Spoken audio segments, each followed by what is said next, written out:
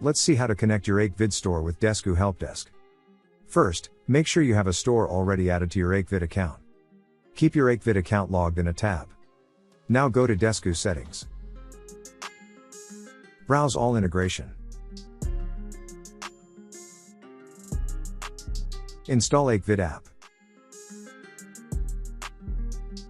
Click on New Store. You'll be redirected to the Ecwid. Choose the store you want to connect with Desku. Accept the required permissions. Enter the Desku Helpdesk credentials.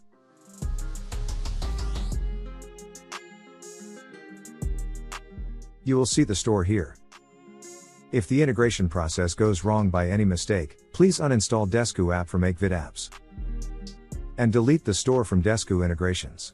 Then try again from the start.